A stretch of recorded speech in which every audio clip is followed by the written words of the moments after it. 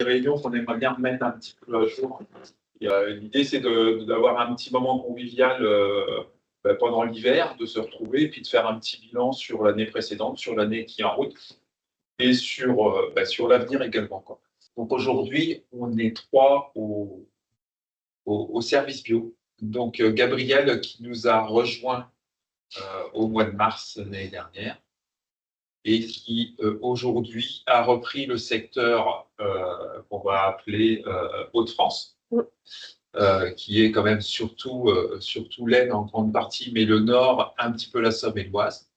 Après, il y a Pierre qui est arrivé maintenant il y a 2 ans, oui. Qui lui a plus le secteur, on va dire, Grand Est. Voilà. Et puis moi qui suis sur la Seine-et-Marne et en charge du service, de responsabilité du service bio et de la commercialisation.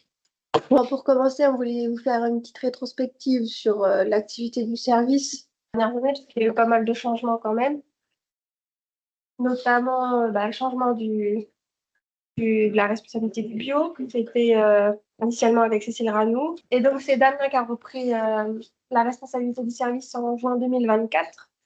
Et au cours de l'année 2024, il s'est passé beaucoup de choses.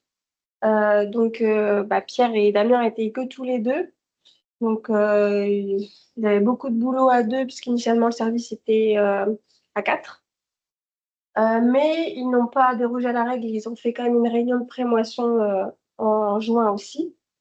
Ils ont fait aussi une petite visite d'essai des céréales de printemps dans la Marne, à Auberive. Et ça a pris beaucoup de temps à Damien. Il y a eu l'élaboration du plan bio 2029. Je ne sais pas si tu veux en dire 2 mots. Si, je peux. Donc, en juin 2024, il y a eu une décision au niveau de Cérésia de regarder plus profondément le service bio. Il y avait une discussion de savoir un petit peu où on en était au niveau du service bio et de voir un petit peu ce qui allait être fait. Je dirais le gros avantage qu'on a, c'est qu'aujourd'hui, ce bilan il a été fait et que financièrement, on sait où on est. On sait exactement les coûts du bio chez Cérésia. Là-dessus, c'est greffé automatiquement la question de qu'est-ce qu'on fait. On avait un bilan financier, on avait un bilan par rapport à l'exercice, une projection par rapport au bio, on ne savait pas trop comment ça allait évoluer non plus. La question se posait aussi de dire est-ce qu'on travaille avec des conseillers qui sont déjà sur le terrain conventionnel et qu'on leur demande de faire du bio aussi. Il y a cette question-là. Est-ce qu'au niveau commercial, la commercialisation a été reprise par la commercialisation conventionnelle? Donc, il y a eu beaucoup de questions. Il y a eu un petit peu de bataille aussi. On m'a demandé de faire une proposition de plan jusqu'à 2020. Donc, on a présenté au niveau du conseil d'administration un plan qui allait sur de l'investissement sur le et ça a été accepté par le conseil. Le projet, c'était de fermer certains silos bio qui étaient en bout de course. Donc, il fallait aussi retrouver quelque chose de plus sain par rapport à ça. Donc, c'est vrai que oui, il y avait un silo qui était au bout de course et puis aussi. Et Villiers-Saint-Georges, on s'aperçoit aussi que c'est des silos qui ont bien servi le bio, mais qui aujourd'hui sont pratiquement obsolètes. Et au niveau des coûts de transport que l'on avait également, on descendait des produits, par exemple des produits du Nord, des triticales pois qu'on allait travailler à Villiers-Saint-Georges et qu'on revendait au niveau fabrication animale plutôt sur le Nord. C'était des coûts qui étaient trop élevé par rapport à la rentabilité.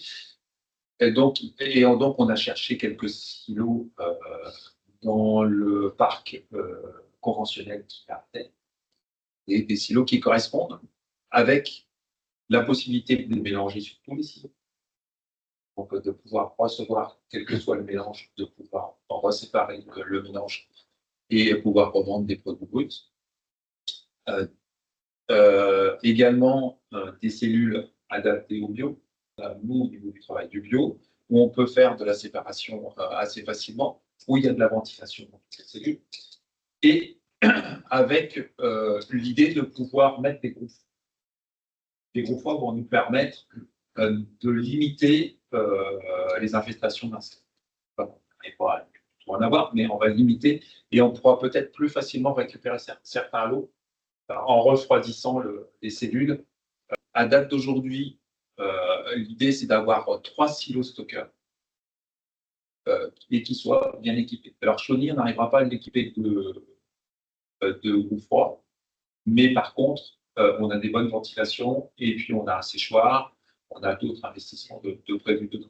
Mais de par sa conception, on n'arrivera pas à mettre un groupe froid dedans. Donc il y a 3 silos qui sont visés, donc on a Chauny en bio, 100% bio.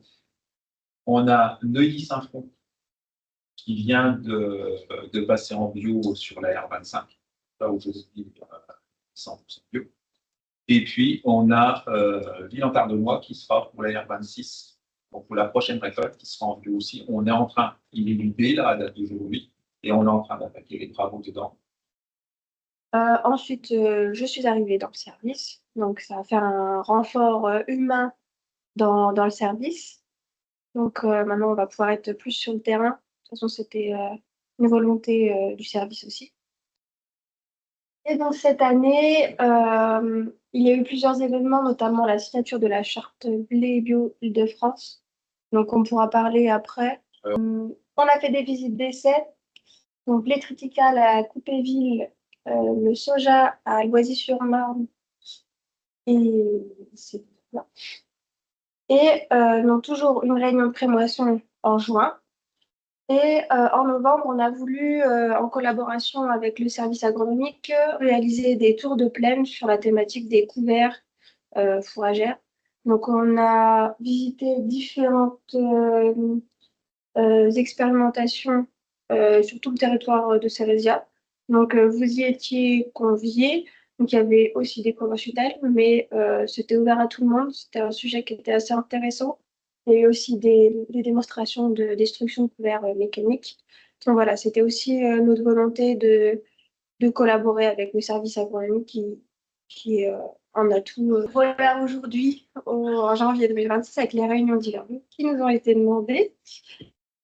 Et donc voilà, c'est quelque chose qui s'était un peu perdu ces dernières années et qui a été remis en place cette année. Je pense qu'on le fera l'année prochaine. Vous avez eu un peu le récap de ce qui s'est passé ces 2 dernières années. Donc, des événements qu'on a pu faire aussi cette année, peut-être un peu plus condensés. Et ce qu'on attend, c'est aussi vos retours, ce que vous aimeriez voir, ce que vous aimeriez faire, des événements en particulier, même au niveau des communications, ce que vous aimeriez qu'on partage.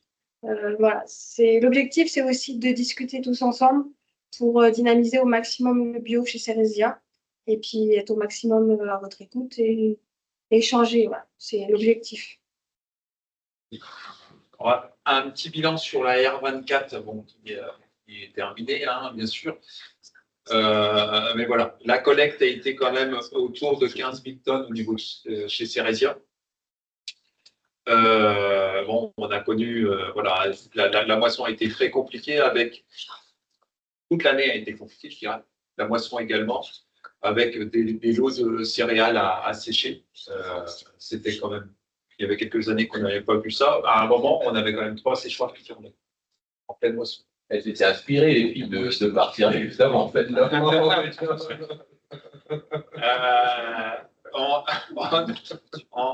On a eu également un PS et des taux de germination qui étaient faibles, ce qui fait que une difficulté de commercialisation au niveau des blés panifiables, où il a fallu négocier assez fortement avec les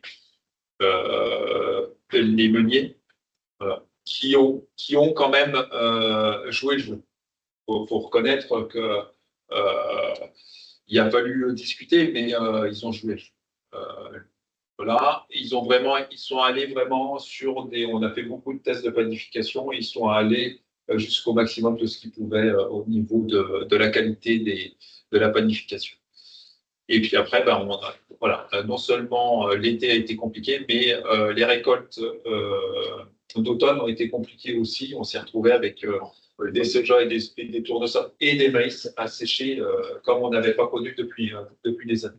Au niveau de la commercialisation, donc on a des cours qui sont remontés et au niveau de Cérésia, on avait gardé en stock un petit peu de R23 qui a permis aussi de répondre à des demandes et avec des cours qui étaient bien montés et donc de limiter un petit peu l'effet négatif R23 au niveau des cours.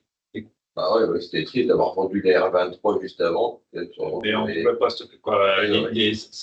Moi, très franchement, quand je suis arrivé, les silos ils étaient pleins partout. On n'arrivait plus à en mettre nulle part, quoi.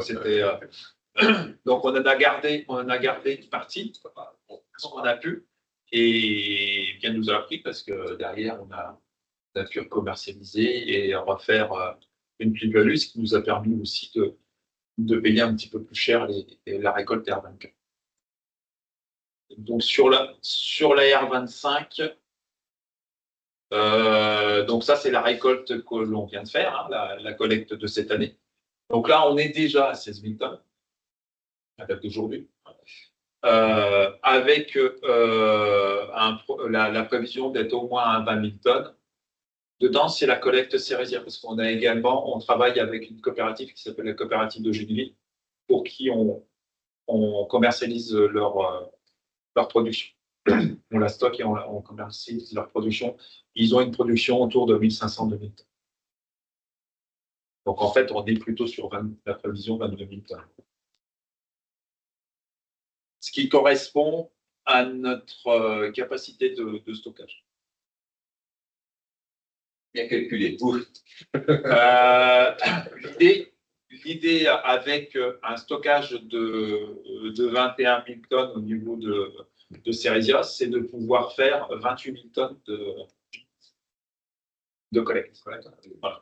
Grâce au stockage que certains ont chez eux, voilà, en temporaire, et puis de nous faire tourner le circuit, ce qui permet également de réduire le coût à la tonne également. Donc là, cette année, on a une bonne qualité, mais avec un taux de protéines faible, en moyenne, hein, surtout en CDMA, où on a des faibles taux de protéines. Des rendements moyens en céréales et hétérogènes. Mais par contre, des très bons rendements en colza tournesol et puis en soja aussi. Et après, ce qu'on disait tout à l'heure, en maïs très hétérogène. Des semis vraiment très précoces qui ont fait des très bons rendements. Et puis après, ça a plutôt souffert de la sécheresse. Marché. Voilà. Donc là, sur cette année, donc le blé, on a en alimentation humaine, donc c'est tout ce qui est planification. Meunier, on a une production française qui est au-dessus des besoins. On a une meunerie aujourd'hui qui est stabilisée au niveau de la demande, voire une légère hausse. Par contre, nous, notre région, on a eu des taux de protéines qui étaient assez faibles, mais globalement en France, on a plutôt des bons taux de protéines corrects pour la meunerie, avec des très bons PS. Comment ça peut sur les cours? Ça pèse sur les cours. Ce qui me gêne un peu, c'est que là, je lis vite fait, ça saigne les points de production inférieure aux besoins. Oui. Vous le savez depuis quand? En fait, on a arrêté le seigle. Moi, c'est une culture qui me plaisait bien. Oui. Et on l'a arrêté. Les potes, on arrête aussi parce qu'il n'y avait plus de marché. Enfin, il y avait pas de... Et moi, si j'avais su qu'on pouvait faire du seigle. Ouais. Le seigle et les autres, vous allez le semer. C'est des semis qui avaient besoin d'être faits, on est bien d'accord, sur 2024. Automne 2024. C'était impossible de se mettre tôt. Déjà, c'était impossible de se mettre tôt. Et on n'avait pas une vision, on ne savait pas qui allait semer. C'est ça. C'était semé en février. Parce que si demain, on va parler un petit peu d'autres cultures. Si demain, on vous dit, allez-y, semez du seigle à fond à date d'aujourd'hui, moi je peux vous dire, allez-y, semez du seigle. C'est parce qu'on attend, justement, on attend de coller le plus possible au marché. Voilà. Avec le plus possible. Pour moi, le plus intéressant Et le plus sûr au niveau d'une ferme, c'est d'essayer de faire de tout un petit peu tout le temps. Voilà. C'est-à-dire de remettre l'agronomie. Moi, j'ai le souvenir du seigle, c'était en école 2022. Je crois que j'ai il me restait 4 tonnes. On m'a dit non, on ne peut pas le mettre 4 tonnes. Ouais. On ne peut pas le prendre. Non. Donc, c'est tout, c'est qu'il n'y avait vraiment plus de place du tout. Il n'y avait plus de place du tout. Ouais. Là, cette année, j'aurai le double de seigle que ce que j'ai eu, je l'ai vendu. Et ça, c'est savoir à quel moment ça peut être anticipé pour nous, parce que forcément, On n'a pas la vision c'est pas là-dessus. proche, hein, c'est Tout à fait. savoir Tout comment à fait. On n'a pas la vision. Alors, on a là aujourd'hui, moi cet automne, on m'a dit est-ce qu'on peut semer du seigle ou est-ce qu'on peut semer du grand dépôt? J'ai dit oui. Je propose la question. Voilà. Moi j'ai dit oui. J'ai dit oui, mais je ne vous promets pas que ça va aller tout seul l'année prochaine, parce que si tout le monde repart dessus, on a l'exemple là, l'avoine flocon, où ça fait plusieurs années que c'est Cécile qui a entamé ça avec certains clients qui travaillent sur l'avoine flocon. On était très peu sur le marché. Et l'année dernière, il y a certaines coopératives qui ne faisaient pas d'avoine flocon, qui ont dit à leurs agriculteurs, allez-y à fond. On se retrouve cette année avec de l'avoine flocon partout. Et les acheteurs, nous, on est bien positionnés au niveau du secteur. On peut travailler avec l'Allemagne, on peut travailler avec les Belges, on peut travailler avec les Hollandais, tout ça. Aujourd'hui, ils en sont gavés d'avoine. Il n'y a plus personne quand même. Même en bio. Ah oui, même en bio. Même en bio. Ça a toujours été un marché. C'est des marchés. Alors, c'est des marchés qui se sont développés. Parce que c'est vrai qu'au niveau de l'avoine flocon, il y a de plus en plus de consommation. Mais par contre, ça reste des niches. On ne peut pas, comme moi je trouve pas raisonnable, de dire à des agriculteurs, allez-y à fond. Non, faites. On peut en faire un peu comme Faut. À date d'aujourd'hui, moi j'ai vendu de l'avoine, tout n'est pas vendu. Et à date d'aujourd'hui, je n'ai pas d'acheteur. Je ne peux même pas vous dire ça vaut tant. Il n'y a pas d'acheteur. Sur de la fourragère, j'en ai. J'ai déjà retenu, c'est 150 € tonne en plus s'il passe 52 PS. Et j'ai demandé, la question c'était 150 € de plus de quoi? Et ça, vous m'avez pas répondu. C'est pas grand-chose. Parce que je ne peux pas, je n'ai pas de base. Et le 150 € aujourd'hui, il est temps.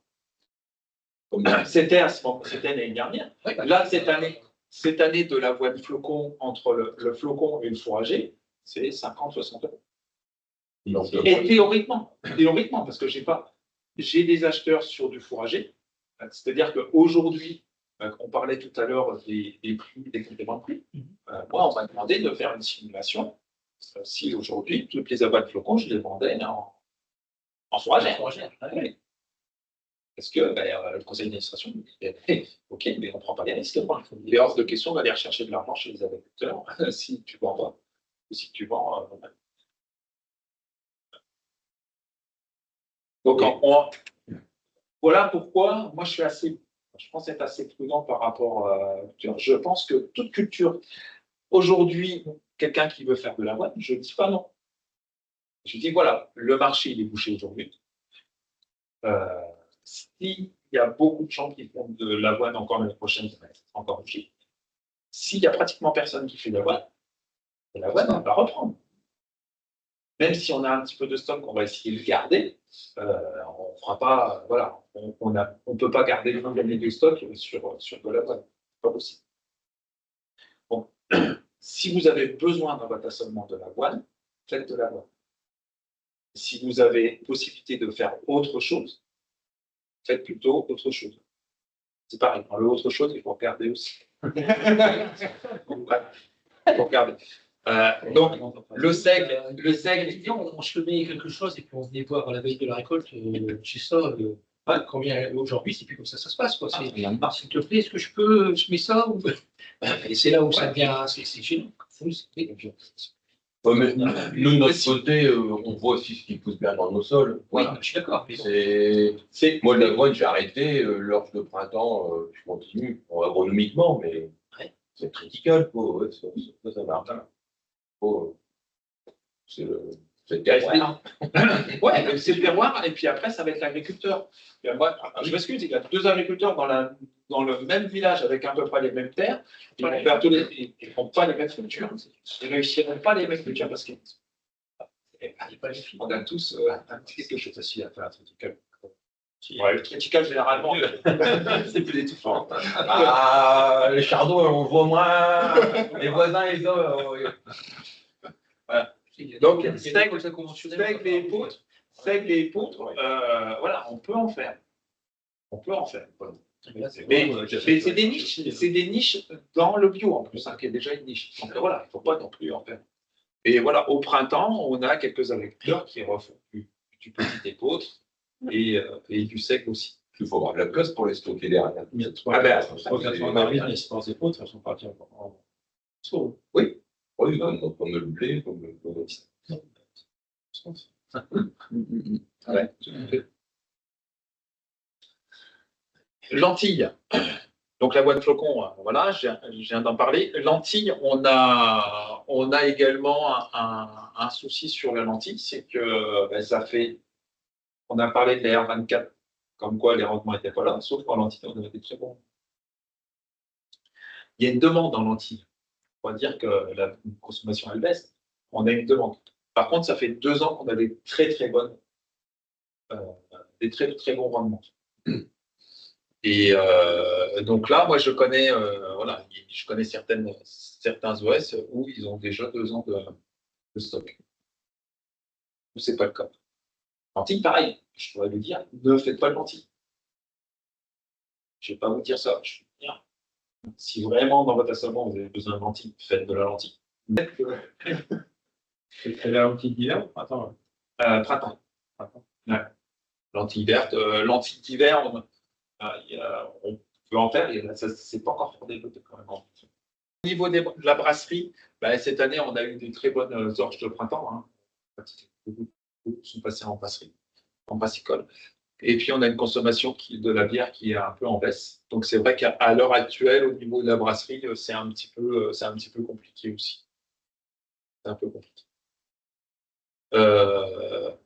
Après, voilà. Après, sur l'alimentation animale, en fait, en céréales, c'est simple, hein, on a beaucoup de blé panifiable, donc automatiquement, on manque un petit peu de fourrage.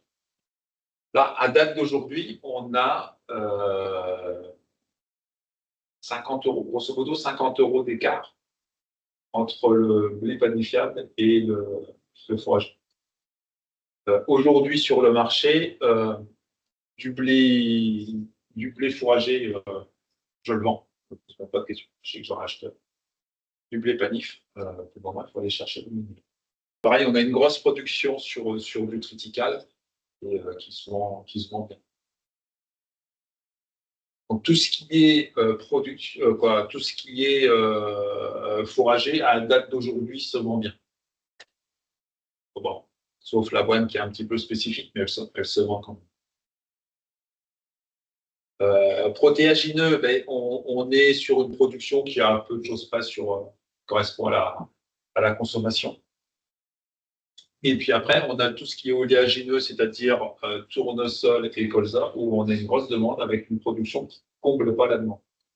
On a des triturations qui nous réclament beaucoup de colza et de tournesol. Sur une possibilité de faire de la févrole alimentaire, alimentation humaine, avec une entreprise qui a monté un nouveau process pour sortir de la protéine de la farine de févrole. Les bruches. Alors, ils prennent les bruches avec ça. Ils ne prennent pas les gruches, mais par contre, si la févrole est bruchée, c'est pas bon. Un point plus technique sur la févrole pour l'alimentation humaine. Donc, comme on disait, c'est des févroles spécifiques avec une faible teneur en vicine-convicine. Bon, la vicine-convicine, je ne sais pas si vous voyez ce que c'est une composante de la févrole et chez certaines personnes qui y sont sensibles, ça produit des anémies.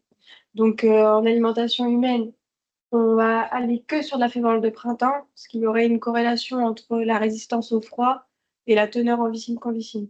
Donc, d'un point de vue génétique, il y a certaines févroles qui sont possibles et qui sont toutes de printemps.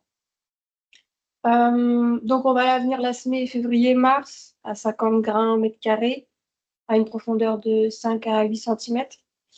Et dans des sols donc, à pH plutôt neutre, étant donné que c'est une légumineuse, on évite les sols acides.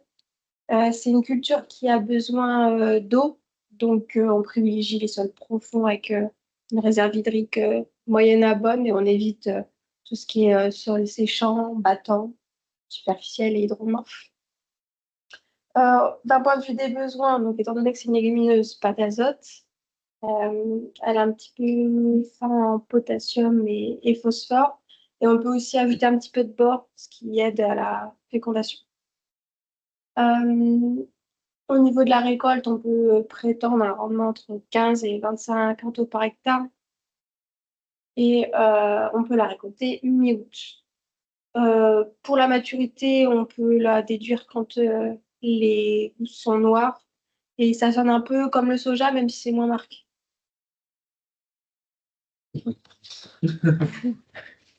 Et concernant le désherbage, on va privilégier à la prélevée ou rotative et hercitrée à des allures plutôt modérées, pas de vineuse. Concernant la levée, donc pas de passage de matériel mécanique pour éviter de casser, fragiliser la plante. Au stade de feuilles, on continue avec la houe rotative et la herciterie, toujours à une vitesse modérée. On peut passer la bineuse, mais avec précaution pour pas fragiliser la plante ou la recouvrer.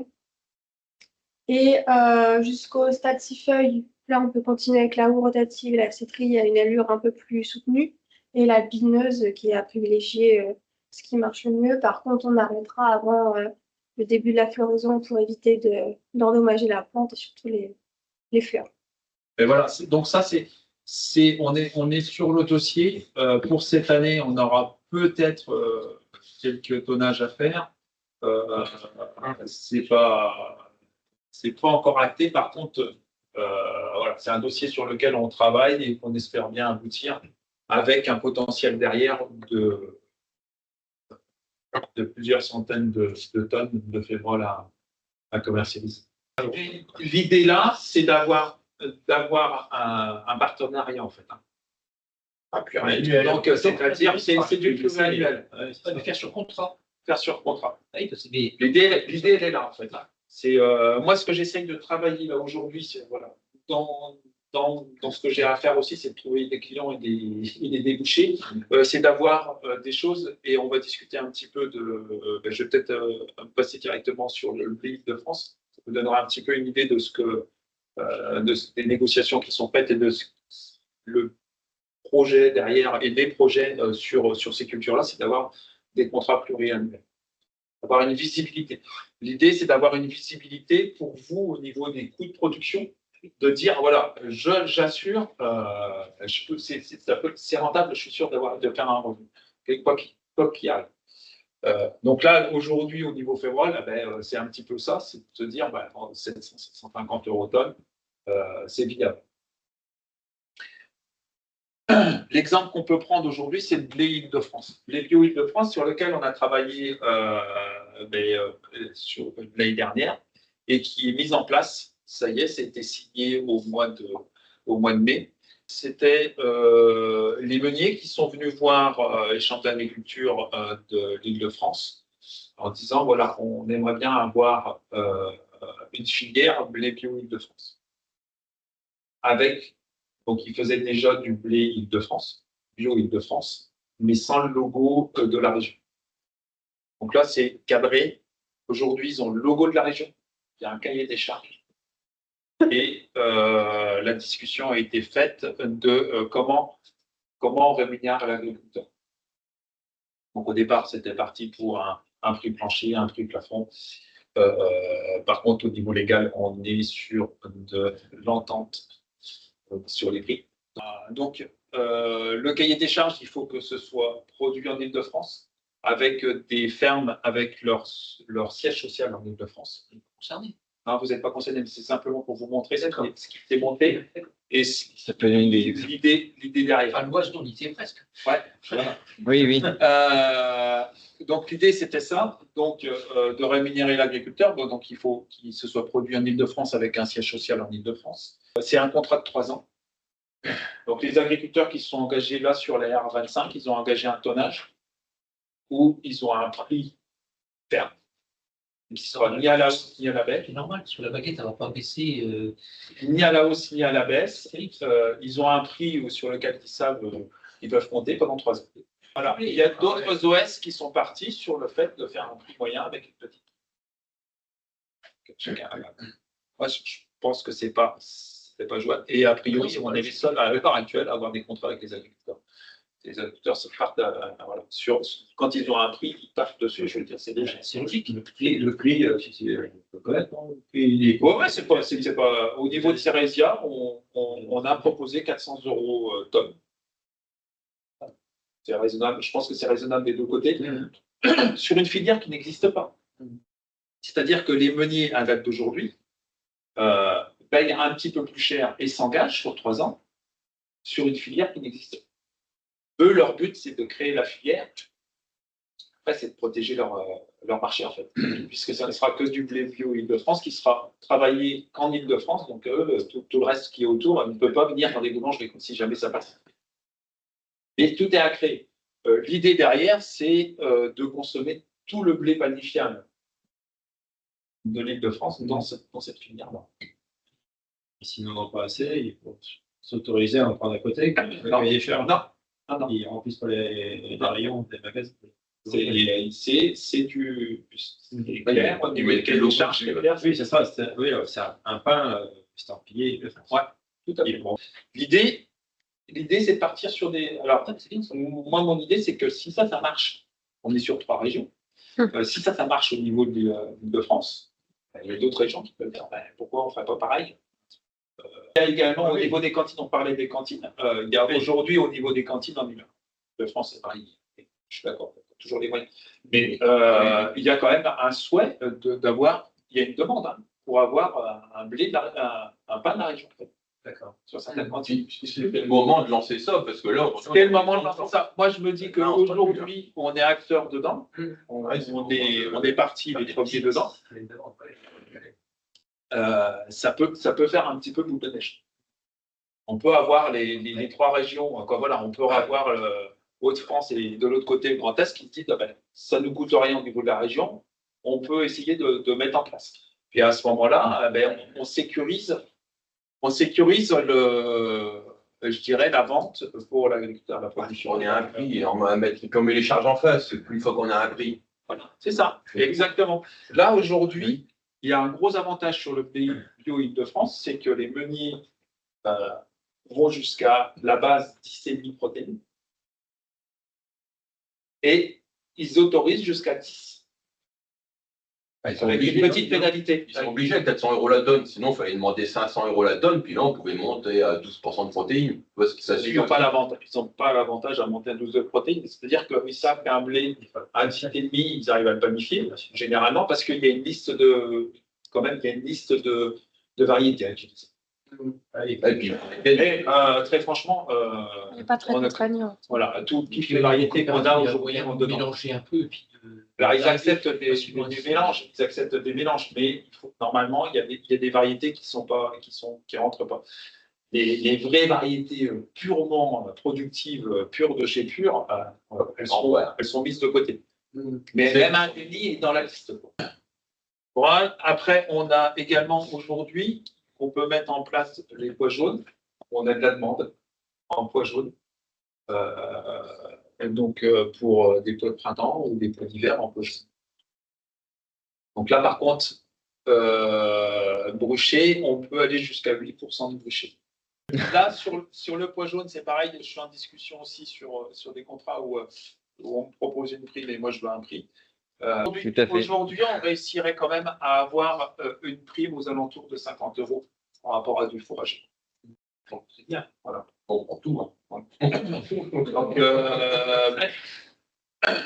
Donc ça, c'est une usine qui vient de se construire et qui commence à travailler, avec qui on a vendu déjà cette année et qui souhaite encore continuer avec. Je vais laisser, on a des demandes sur le lin aussi. Je vais laisser Pierre. C'est moi qui m'y connais cette fois-ci. Donc moi, déjà, je vais faire un petit point sur le lin oléagineux. Donc le lin de printemps, il y a deux types de lin. Il y a le lin jaune et le lin brun. Alors là, j'ai mis des exemples de variétés connues, Marquise des Blises, mais qui sont plutôt des lins bruns. Et c'est ce qui est le plus, je peux dire connu, mais presque. Les variétés entre elles n'ont pas trop d'intérêt. C'est plus en fonction des dispos. Aujourd'hui, on peut encore faire le non-traité est encore dérogeable. Je crois de mémoire jusqu'en juillet 2027. On peut encore avoir du non-traité. Après, il faudra passer sur du bio. Donc, le semis, on va être mi-mars jusqu'à fin avril. Densité de semis entre 75 et 80 kg hectare à peu près. Profondeur, on ne se met pas très profond, on se met à 1-2 cm.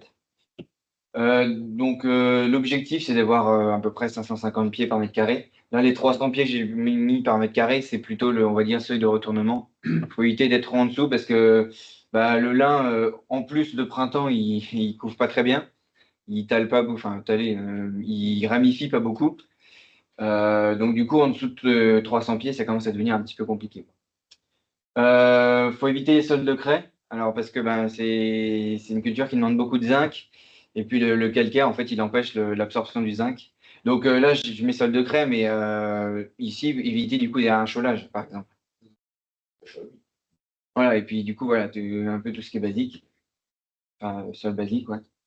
Vas-y, on reviendra dessus après. Donc, d'un point de vue des herbages, du coup, comme on sème à 1 et 2 cm, déjà, tout ce qui est prélevé, on oublie.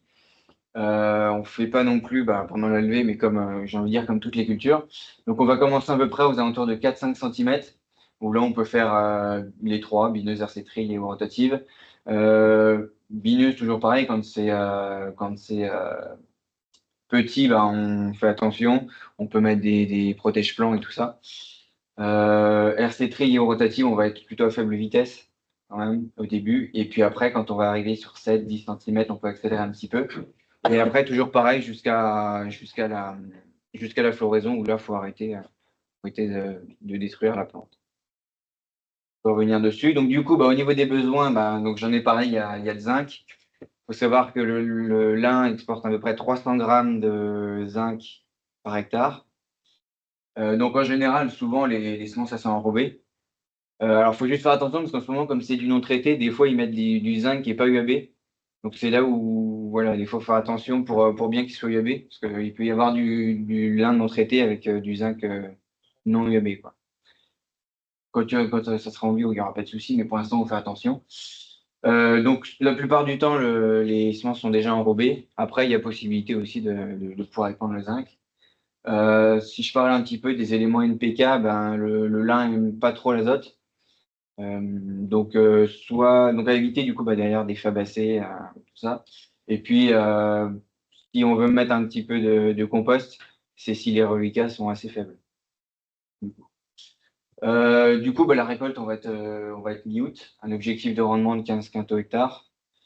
Même si c'est un lin oléagineux, faut quand même récolter avec une lame neuve ou aiguisée, parce que ça reste quand même de la fibre. Donc, Une machine à secouer. voilà, si on veut éviter d'avoir trop de soucis, Un petit peu de soleil. c'est pas mal aussi, tout à fait. Et puis, dernier point où il faut être très vigilant, c'est au stockage, le lin est fluide. Se dire que si vous êtes dedans, vous le traversez, quoi. Puis après, vous restez au fond. Voilà, on peut se noyer dans du lin. Donc, il faut vraiment faire très attention. On laisse pas un tas comme ça. On essaye soit de mettre en big bag ou. Surtout si vous devez en stocker dans une cellule pas trop haute ou des choses comme C'est ça. ça. Surtout ne laissez pas une échelle. Personne qui puisse rentrer. Le gars qui rentre dedans, faut couper. Il y a eu quelques années un gars comme ça qui débâchait son camion et il est tombé dedans. Puis Il est pas remonté. ouais, il n'est pas remonté. Non, Non, ça mais, faut faire très attention là-dessus. Moi, je sais que, voilà, je vais faire l'ancien, mais dans les années 90, j'étais conseiller en pension. Et on avait lancé la culture de lin à ce moment-là, c'était le début des jachères. On avait le 92, 93. Et le lin, on avait interdit les agriculteurs de le stocker. Systématiquement, on avait des conteneurs, donc on mettait des conteneurs en bout de champ. Et on allait chercher, stocker un poids bien précis. Donc voilà un petit peu pour le lin de printemps. On a de la semence. Alors, facilement jusqu'à un certain point, mais pour le moment, on a de la semence. Oui, on a de la semence. Et puis en plus, comme c'est du non traité, pour l'instant, c'est, je ne vais pas dire facile, mais on en trouve. Mais par contre, voilà, si vous êtes partant pour faire du lin, dites-nous le plus rapidement possible. Pour que justement, C'est ça. on puisse être réactif aussi sur les semences. Et puis après, il y a une autre culture, le pavot. Alors là, je l'ai mis parce que on a un ou deux agriculteurs qui en font. Et on a commercialisé.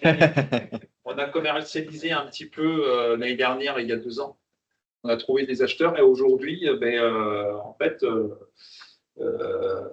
l'acheteur me dit moi, ça m'intéresse. Si vous pouvez en faire régulièrement, on pourrait travailler ensemble.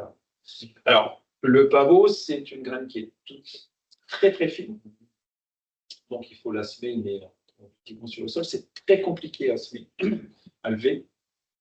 Des herbages, c'est pointu. Par contre, derrière, il y a une plus-value qui est intéressante. Alors, voilà, les rendements au niveau du pavot, c'est 500 kg, 800 kg, grosso modo. Hein. C'est à peu près ce qu'il faut prendre un hectare. Récoltable à la moissonneuse. Récoltable à la moissonneuse. Par contre, attention, il ne faut pas de vent. Tout est dehors. Ah bah oui. Donc, c'est également assez spécifique au niveau de la récolte. Le pavot, je voulais en parler un petit peu parce qu'il y a quelques agriculteurs qui peuvent en faire, qui en font. Ça ne sera pas s'en faire 1000 hectares sur la COP, hein. Mais c'est des possibilités. Ça veut dire aussi que quand vous avez des questions, il ne faut pas hésiter en fait. Moi, je suis prêt à discuter de tout et d'aller chercher des acheteurs sur toute culture. Dans la pause, donc là, c'est moi qui vais reprendre. Donc, c'est sur les bons de commande semences, parce qu'on a eu pas mal de retours de votre part, notamment. Donc, on a essayé de modifier ça un petit peu pour cette année. Enfin, j'ai déjà fait cette année, et puis on va essayer de continuer comme ça. C'est notamment au niveau des envois des bons de commande et des gammes. Donc, l'objectif, c'est donc déjà en avril-mai, faire un premier envoi des bons de commande des couverts et fourragères pour toutes celles que vous semez juste après la récolte. Et un deuxième, du coup, en décembre-janvier, donc qui vous a déjà été envoyé pour le printemps et tout ça.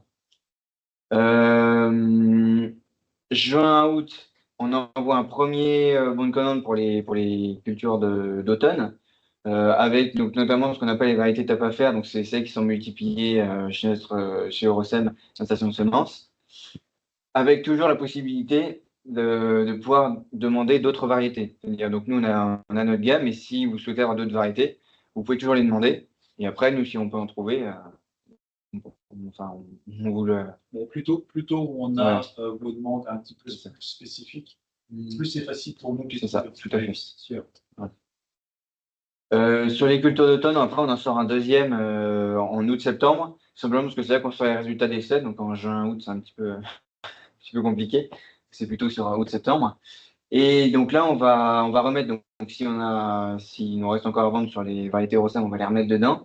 Et puis aussi, des fois, en fonction des demandes que vous avez faites, si vous êtes beaucoup à demander les mêmes variétés, on peut très bien les remettre en achat extérieur dans le bon de commande de culture d'automne. Et pour finir, donc là, pareil, qui vous a été envoyé, je crois, début janvier, quelque chose comme ça. Les cultures de printemps et d'été. Donc pareil, avec la multiplication Eurosem et toujours la disponibilité de nous demander d'autres variétés si vous le souhaitez. Donc voilà, on a essayé de faire ça comme ça, de façon à anticiper, que ce soit pour nous, pour vous. Ça nous permet, nous, avec l'anticipation, d'avoir les demandes que vous vouliez. Et voilà, un petit peu comme on a prévu ça aujourd'hui. Et surtout, n'hésitez pas au niveau des bons de commande, on essaie toujours de mettre autre. Parce que si vous avez, ce que je disais tout à l'heure, d'autres demandes, c'est pas parce que c'est pas sur bon de commande qu'on n'arrivera pas à l'avoir. Oui, c'est pas forcément qu'une autre variété, ça peut être aussi une autre culture. Enfin, ça peut être. Et puis après, au niveau, on essaye d'être un petit peu plus tôt au niveau des commandes pour avoir la possibilité d'être réactif aussi, d'avoir un petit peu plus de temps pour trouver au niveau de nos fournisseurs. Et on a quand même le gros sujet a été sur les couverts. Où en fait on s'est aperçu qu'on n'était vraiment pas bon, pour moi, on n'était pas bon sur les couverts au printemps, qu'on était trop tardif au niveau des commandes et derrière, par rapport à la disponibilité, on n'était pas bon. Donc là on est revenu avec 2 moments différents parce qu'on était calé un petit peu sur le conventionnel et en fait on n'est pas en bio, on n'a pas du tout les mêmes besoins. Donc là on a vraiment découvert pour des semis de printemps, où là, on va être sur des prairies temporaires, on va être sur de la luzerne, où on va avoir aussi des trèfles qu'on voudrait semer sous couvert au mois d'avril. Donc là, ça nous laisse un petit peu plus le temps au niveau de la disponibilité en ayant des commandes sur décembre, janvier. Et puis après, en avril, des commandes plus pour des citrons. Et on est toujours demandeur de retour de votre part pour essayer d'améliorer quand il y a des choses à améliorer. Des fois, nous, on ne le voit pas non plus quand on a la tête dans le guidon, on fait ça.